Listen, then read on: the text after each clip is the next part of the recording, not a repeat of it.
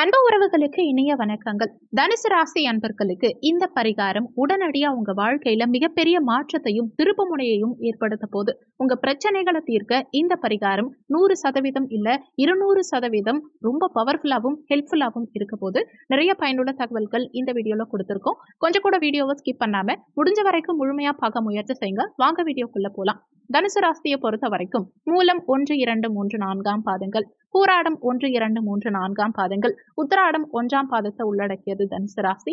தனுசு ராசிக்கு அதிபதி குரு பகவான். வீடியோல சொல்லக்கூடிய பலன்கள் ஆண் பெண் இருப்பாளருக்கும் பொருந்தக்கூடிய பலன்கள். தனுசு ராசி அன்பர்களுக்கு 2024 ஹெல்த் வைஸ் நிறைய இஷ்யூஸ் ஏற்பட்டிருக்கும். நிலம் சம்பந்தமான தொந்தரவுகள், பணம்ங்கிற விஷயம் ரொம்ப மனசை கஷ்டப்படுத்தி இருக்கும். அதை தாண்டி உறவினர்களால சில பிரச்சனைகள், உங்க வாழ்க்கையில பல்வேறு சோதனைகள் வந்திருக்கலாம். அதுக்கு ஏதாவது ஒரு பரிகாரம் பண்ணணும் அப்படின்னு நிறைய ஜோதிடர்களை போய் பார்த்திருக்கலாம். ஆனா உடனடி ரிசல்ட் கொடுக்கிற மாதிரி ஜெனரலா எல்லாருமே ஃபாலோ பண்ணக்கூடிய ஒரு எளிமையான பரிகாரம் இது. அதே சமயத்துல திடீர்னு தோன்றிய பரிகாரம் இல்லை இது.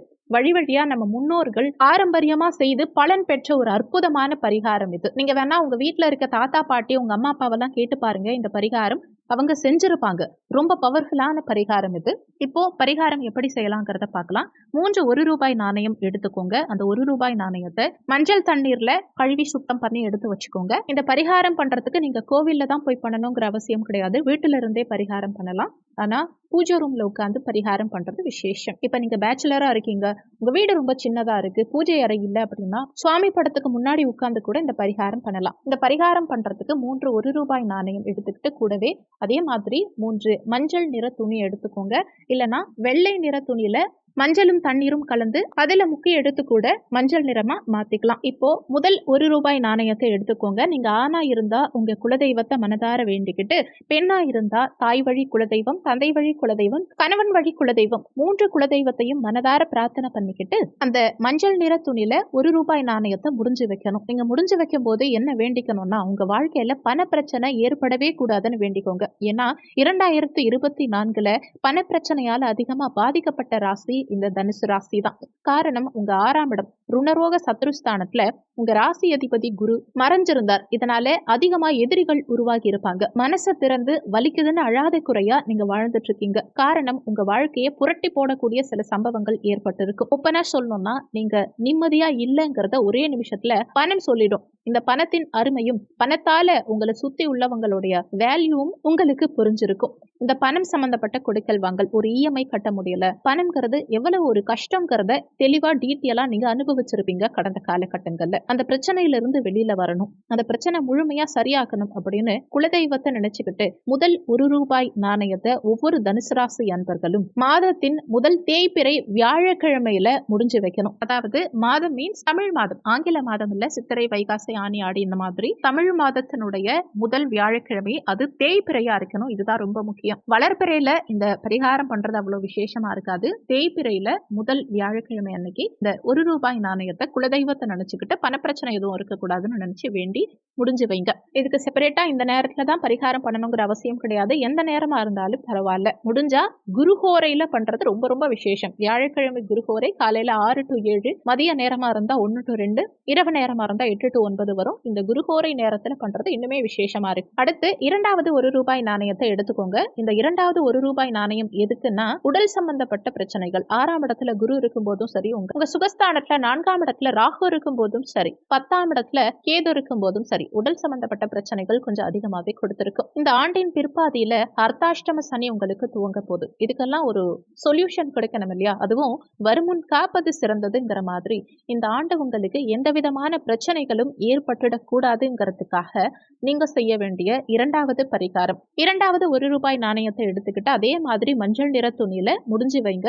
இந்த 2வது 1 ரூபாய் நாணயத்தை முடிஞ்சு வைக்கும் போது உங்களுக்கு பிடிச்ச இஷ்ட தெய்வத்தை மனதார வேண்டிக்கோங்க. இங்க இஷ்ட தெய்வம்ங்கிறது யாரா வேணா இருக்கலாம். சாய்பாபாவா இருக்கலாம், குரு வழிபாடு செய்யக்கூடிய எந்த குருவா வேணா இருக்கலாம். சித்தர்கள், ஆழ்வார்கள், நாயன்மார்கள், ராகவேந்திரர், மகா பெரியவா, காளி, வராகி, முருகன், விநாயகர் யாரா வேணா இருக்கலாம். உங்களுக்கு எந்த தெய்வம் பிடிக்குதோ உங்களுக்கு பிடிச்ச எந்த தெய்வத்தை வேணாலும் மனதார நினைச்சுக்கிட்டு இந்த இரண்டாவது ₹1 நாணயத்தை முடிஞ்சு வைங்க. இல்லனா தனுசு ராசிக்கு நாயகரான மயிலாடுதுறையில இருக்கக்கூடிய மயூரநாதரை நினைச்சுக்கிட்டு கூட நீங்க இந்த நாணயத்தை முடிஞ்சு வைக்கலாம். இது உங்க குலதெய்வமா கூட இருக்கலாம். உங்களுக்கு பிடிச்ச எந்த தெய்வமா வேணா இருக்கலாம். இந்த ₹1 நாணயத்தை முடிஞ்சு வைக்கும் போது ஹெல்த் இஷ்யூஸ் இருக்கக்கூடாது. உடல் ரீதியான தொந்தரவுகள் எதுவும் உங்களுக்கு இருக்கக்கூடாது.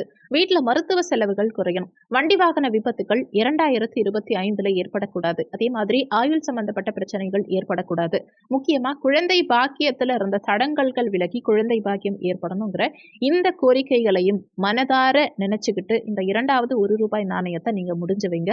இது எப்போ முடிஞ்சு வைக்கணும்னா தனுசு ராசி அன்பர்கள் சனிக்கிழமை அன்னைக்கு, அதுவும் மாதத்தின் 2வது சனிக்கிழமை, அது தேய்பிறையாவும் இருக்கலாம், வளர்பிறையாவும் இருக்கலாம். மாதத்தின் 2வது சனிக்கிழமை அன்னைக்கு இந்த இரண்டாவது ₹1 நாணயத்தை முடிஞ்சு வைங்க. ஒரே மாதத்துல இந்த 2வது பரிகாரம் பண்ண முடியலன்னா நீங்க அடுத்த மாதம் கூட பண்ணலாம். இன்னொன்னு, முதல் பரிகாரம், 2வது பரிகாரம், 3வது பரிகாரம் இது ஆர்டரா பண்ணணுங்கிற அவசியம் கிடையாது. முதல்ல சனிக்கிழமை, மாதத்தின் 2வது சனிக்கிழமை வருதுன்னா அதை ஃபாலோ பண்ணிக்கோங்க. அடுத்து தேய்பிறையில வியாழக்கிழமை வருதுன்னா அதை ஃபாலோ பண்ணிக்கோங்க. இந்த பரிகாரத்தை ஆர்டரா செய்யணுங்கிற அவசியம் கிடையாது. மாத்தி மாத்தி கூட பண்ணலாம். நல்லா தெரிஞ்சு வச்சுக்கோங்க, இது ஆங்கில மாதம் கிடையாது, தமிழ் மாதத்துல வரக்கூடிய 2வது சனிக்கிழமை. அடுத்து 3வது ₹1 நாணயம் எடுத்துக்கோங்க. இந்த 3வது ₹1 நாணயம் தான் ரொம்ப ரொம்ப முக்கியமானது, விசேஷமானது.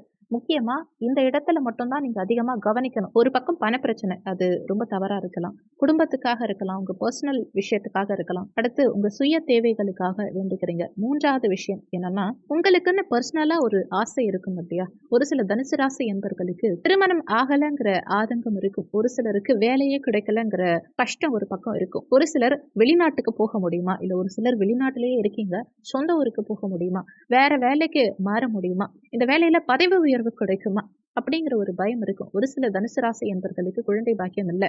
ஒரு சிலருக்கு அரியர் கிளியர் பண்ண முடியல. ஒரு சிலருக்கு வாழலாமா வேண்டாமா, தவறான முடிவு எடுத்துடலாமா அப்படிங்கிற மாதிரி சில பிரச்சனைகள். ஒரு சிலருக்கு வெளியில சொல்ல முடியாத சில ஆசைகள், ஏகங்கள். இன்னும் வெளிப்படையா ஒரு விஷயம் சொல்லணும்னா, உங்க மனசுல இருக்கக்கூடிய சீக்ரெட், யாருக்கிட்டையும் சொல்லி பகிர்ந்துக்க முடியாத ஒரு சீக்ரெட் இருக்கும் இல்லையா?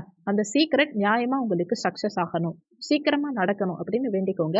இப்போ இந்த 3வது ₹1 நாணயத்தை உங்க மனசுல இருக்கக்கூடிய கோரிக்கைகளை நினைச்சுக்கிட்டு நீங்க எப்ப வணங்கணும்னா, எந்த மாதமா வேணா இருக்கலாம். தமிழ் மாதத்துல கடைசி ஞாயிற்றுக்கிழமை, அதாவது ஒரு தமிழ் மாதத்தின் கடைசி ஞாயிற்றுக்கிழமை ஆஃப்டர் 6 o'clock இந்த பரிகாரம் பண்ணணும். பிஃபோர் 6 o'clock இல்ல, அதாவது மாலை 6 மணிக்கு மேல இந்த பரிகாரம் செய்யணும். தமிழ் மாதத்தின் இறுதி ஞாயிற்றுக்கிழமையில மாலை 6 மணிக்கு மேல இந்த ₹1 நாணயத்தை முடிஞ்சு வைக்கணும். இந்த ₹1 நாணயத்தை முடிஞ்சு வைக்கும் போது எக்ஸ்ட்ரா ப்ரொசீஜர் என்னென்னா, ஒரு சாமி போட்டோ இருந்தா நல்லது. குறைந்தபட்சமா உங்க மொபைல்லையாவது சுவாமி படத்தை டவுன்லோட் பண்ணிக்கிட்டு அந்த சுவாமி படத்துக்கு முன்னாடி உட்கார்ந்து இந்த பரிகாரம் பண்ணுங்க. இன்னொன்னு, இந்த பரிகாரத்தை இன்னும் சிறப்பா பண்ணணும்னா, ஏதாவது ஒரு இனிப்பு பலகாரமோ இல்ல தண்ணீரோ வச்சுட்டு பண்ணீங்கன்னா ரொம்ப நல்லது. மனசுல நினைத்து என்ன வழிபாடு செய்யறீங்களோ, உதாரணத்துக்கு ஒரு முருகரை நினைச்சு வழிபாடு பண்றீங்க, இல்ல மயூரநாதரை நினைச்சு வழிபாடு பண்றீங்க அப்படின்னா, எனக்கு இந்த கோரிக்கை நிறைவேறிய பின் நான் ₹1, ₹51, ₹101, இல்ல ₹501, ₹1001, ₹10,001, இல்ல ₹1,01 கூட என்னால எவ்வளவு முடியுதோ அதை எடுத்துட்டு வந்து உங்க உண்டியல்ல காணிக்கையா செலுத்துறேன் அப்படின்னு எக்ஸ்ட்ராவா நீங்க வேண்டிக்கலாம். கண்டிப்பா இந்த பரிகாரம் 48 நாள் முதல் 6 மாதத்துக்குள்ள உங்க வேண்டுதல் கண்டிப்பா நிறைவேறும். ஏன்னா ஏற்கனவே நிறைய பேருக்கு இது ரொம்ப எஃபெக்டிவா ஒர்க் ஆயிருக்கு. பரிகாரம் பண்ணி பலன் பெற்றிருக்காங்க. இந்த பரிகாரத்தை பயன்படுத்தி இழந்ததை மீட்டு உங்க வாழ்க்கைய ஒரு பெஸ்டா மாத்திக்க முடியும். முக்கியமான விஷயம், இந்த பரிகாரம் செய்து உங்க வேண்டுதல் நிறைவேறிய பின் நீங்க எந்த தெய்வத்தை நினைச்சு வேண்டுதல் வச்சீங்களோ, இந்த பரிகாரம் பண்ணீங்களோ, அந்த தெய்வத்தினுடைய கோவிலுக்கு சென்று உண்டியல்ல இந்த நாணயத்தை செலுத்திடுங்க. நாணயத்தை செலுத்தும் போது கூட ஒரு மலர், ஒரு பூ வச்சு இந்த நாணயத்தை உண்டியல்ல செலுத்திடலாம். ஒரு சிலர் பழனி முருகனுக்கு வேண்டியிருப்பாங்க, ஆனா திருச்செந்தூர் முருகனுக்கு போயிட்டு நாணயத்தை செலுத்துவாங்க. அந்த மாதிரிலாம் பண்ணக்கூடாது. இப்ப திருப்பதி பெருமாளை நினைச்சு வேண்டுனீங்கன்னா திருப்பதி பெருமாளுக்கு தான் நீங்க எடுத்துட்டு போய் அந்த நாணயத்தை செலுத்தணும். வேற ஒரு பெருமாள் கோவில்ல செலுத்தக்கூடாது. 3 நாணயங்கள் முடிஞ்சு வைக்கிறீங்க இல்லையா, அது ஞாபகமா வச்சுக்கோங்க. எந்தெந்த தெய்வத்துக்கு நீங்க முடிஞ்சு வச்சிருக்கீங்க, எந்த நாணயம் எந்த தெய்வத்தை நினைச்சு வேண்டுனீங்கிறத எழுதி வச்சுக்கோங்க, இல்ல ஞாபகம் வச்சுக்கோங்க. கரெக்டா அந்த நாணயத்தை எடுத்துட்டு போய் அந்த கோவில்ல தான் சாத்தணும். இந்த வீடியோ நிச்சயமா உங்களுக்கு பயனுள்ளதா இருந்திருக்கும். மற்றவங்களுக்கும் பயன்படணும்னு நினைச்சீங்கன்னா உங்க ஃப்ரெண்ட்ஸ் அண்ட் ரிலேட்டிவ்ஸ்க்கும் வீடியோவை ஷேர் பண்ணுங்க. அவங்க பயன்பெற்றா அந்த புண்ணியம் உங்களுக்கும் கிடைக்கும். இந்த வீடியோல உங்களுக்கு ஏதாவது சந்தேகம் இருந்தா கீழே இருக்க கமெண்ட் செக்ஷன்ல சொல்லுங்க. நன்றி. மற்றும் ஒரு நல்ல பதிவோடு மீண்டும் உங்களை சந்திக்கிறோம்.